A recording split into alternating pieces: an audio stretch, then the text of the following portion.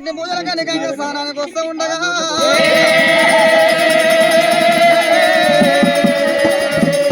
ఎల్లమ్మ దండంత మాటో మాయం చేసిండు భగవంతుడు మల్లికార్జున స్వామి.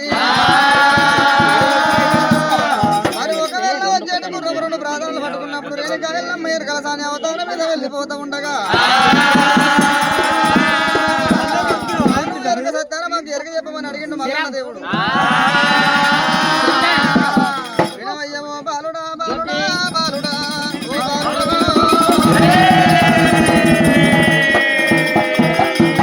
ఒకవేళ తండ్రి శంకరుడు తల్లి పార్వతమ్మ శ్రీశైల పర్వతమ్మ అంట నీదున్నది అన్న వీరభద్రుడు. మల్లలంట పేరు తెలుసలేదు ఎల్లమ్మకు.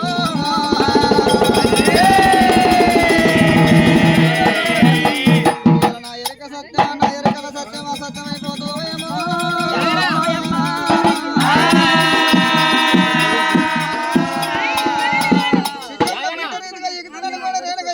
ఎరకల బుట్టు మీద పడి ఉలవల కన్నీరు తండ్రి శంకరుడు యాది వేసుకొని ఉలపోసింది. ఇక నా బిడ్డ రేణుక ఎల్లమ్మ ఎరకల సాని అవతారం మీద ఏరవచ్చింది మల్లన్న దగ్గర ఏరవచ్చినది. అటువంటి కనుకనేమి నా బిడ్డకు ఒకవేళ మల్లన్న పేరు తెలుస్తలేదు. ఇక శంకరుడు జంగమయ్య ముంద మామిడాకు మీద ఇక మల్లికన్న స్వామిని పేరు రాసినాడు. ఒకవేళ చిలక రామన్నకి ఇచ్చినప్పుడే ఎల్లమ్మ ఎరకల బుట్ట లోపలేసినప్పుడు ఎల్లమ్మ ఒకవేళ కనుకనే ముంత మామిడాకు చేత పట్టుకొని మల్లన్న పేరు చదువుకున్నది. బాలవీరుడా బాలవత్సల మరి ఒకవేళ కనుకనేమి నీ పేరు మల్లికార్జున స్వామి అన్న పేరు వీరభద్రుడు. ఒకవేళ కనుకనేమి తమ్ముడా మల్లయ్య నీకు నేను అక్కని కావాలి నువ్వు నాకు తమ్ముడు కావాలి. పక్షులన్నమాట తప్పేమి కాదు తమ్ముడా. ఇటుతోటి జోడు కూడా ప్రేమతోటి పెళ్లి చేసుకోవాలి. కాలు దొక్కి కళ్యాణం ఆడాలి. ఎల్లు పట్టుకొని పోలు తిరగాలి. పెద్దలందరూ కూడా పెళ్లి చేయాలి. అయ్యలందరూ కూడా అక్షంతలు వేయాలి. బాలుడా తమ్ముడా మల్లయ్య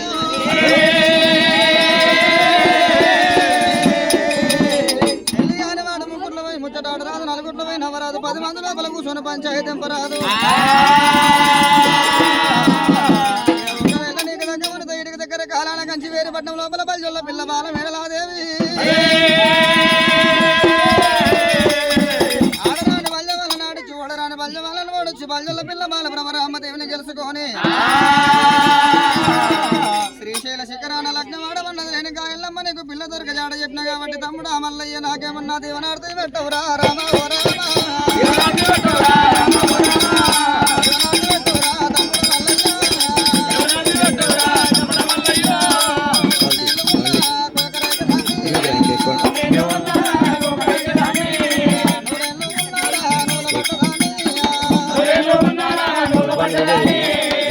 మగ పిల్లలు పెళ్లి చేసుకుంటే ఆడపిల్లల కాశ ఉంటుంది కాబట్టి తమ్ముడా మల్లయ్య నీ యొక్క లగ్నాన్ని నాకేమన్నా దీవనార్థి పెట్టమని అడిగినప్పుడే